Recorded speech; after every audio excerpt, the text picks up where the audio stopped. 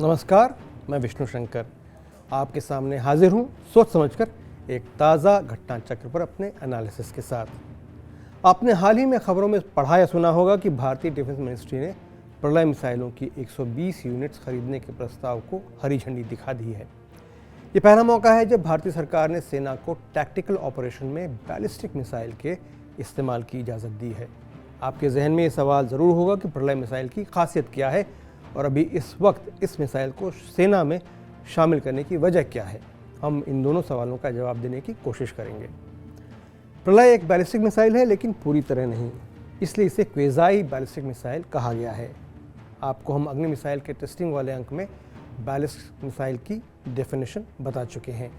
Ballistic missile एक parabolic arc में अपने टारगेट की तरफ जाती है, यानी लॉन्च के बाद बैलिस्टिक मिसाइल पृथ्वी की कक्षा से बाहर जाती है और मुड़कर धरती के वातावरण में दाखिल हो पृथ्वी की ग्रेविटेशनल फोर्स का फ़ायदा उठाते हुए टारगेट को हिट करती है।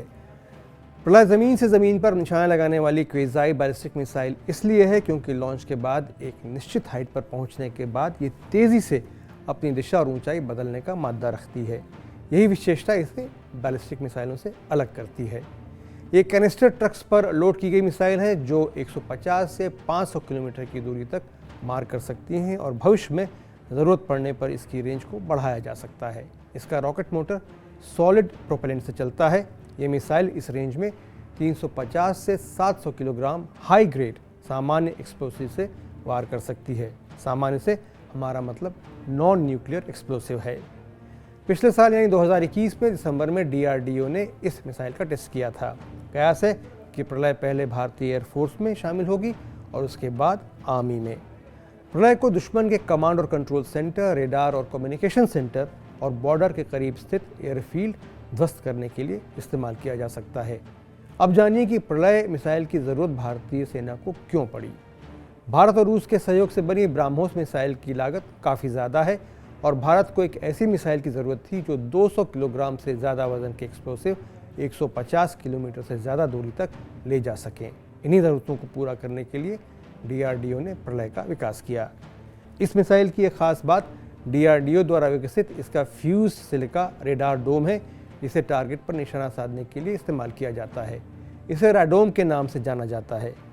रैडोम अंडे के शेप वाला एक शील्ड या कवच होता है जो मिसाइल के रेडार को ख़राब मौसम में बचा के रखता है और बादल और बिजली के बीच सुनिश्चित करता है कि रेडार तक इलेक्ट्रोमैग्नेटिक सिग्नल्स बिना रुकावट पहुंचते रहें।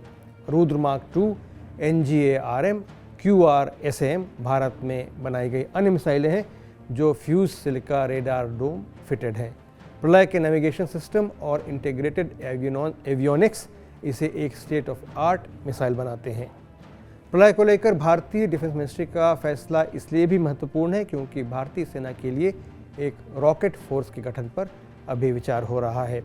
लॉन्ग रेंज मिसाइलों की कमान भारतीय सेना के स्ट्रेटेजिक फोर्सेस कमांड के पास है। ब्रह्मोस सुपरसोनिक क्रूज मिसाइल और प्रलय जो सेना के टैक्टिकल हथियार हैं, ये इस रॉकेट फोर्स का हिस्सा हो सकते हैं। डिफेंस एक्सपर्ट्स का कहना है कि प्रलय की सेना में शामिल होने के बाद तिब्बत में चीन के बनाए मिलिट्री बेसिस भारतीय सेना के निशाने पर आ जाएंगे। इससे चीन की सेना पर नज़र रखने में और उसकी किसी भी गुस्ताखी का माकूल जवाब देने में भारतीय सेना पूरी तरह सक्षम होगी।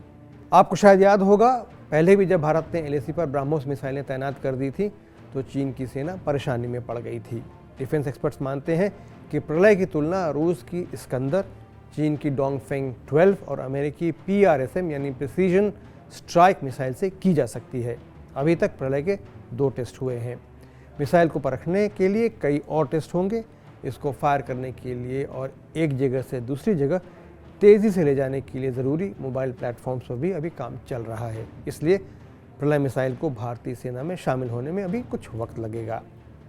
सोच समझकर मैं आज यहीं तक। अगर ये वीडियो आपको अच्छा लगा हो तो इसे लाइक और शेयर कीजिए, TV9 डिजिटल को सब्सक्राइब कीजिए और हमारे साथ हमेशा जुड़े रहिए। विष्णु शंकर को अब अनुमति दीजिए। नमस्कार।